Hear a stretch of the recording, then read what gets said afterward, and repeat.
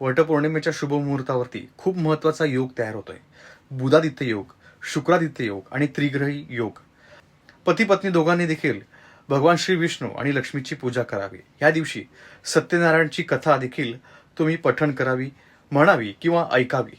या दिवशी जर का वडाच्या झाडाच्या खोडापाशी मुळापाशी तुम्ही जर का थोडंसं दूध, तरी अतिशय उत्तम. पती पत्नीमध्ये कलह देखील कमी होतात. या दिवशी पौर्णिमा असल्यामुळे ज्येष्ठ पौर्णिमेला तुम्ही रात्रीच्या वेळेस 7च्या नंतर चंद्रदेवांना दुधाने अर्घ्य देताय, तरी देखील तुमच्यामधले मतभेद कमी होतात. ह्या दिवशी नक्कीच तुम्ही एक निश्चय करा की ज्या गोष्टी तुमच्या पत्नीला आवडत नाहीत, ज्या गोष्टी तुमच्या पतीला आवडत नाहीत, त्या गोष्टीचा त्याग करा आणि ज्या गोष्टी त्यांना असं वाटतंय की तुम्ही कराव्यात त्या गोष्टी सुरू करा. आपल्या घरामध्ये चांदी, साखर, तांदूळ ह्या गोष्टी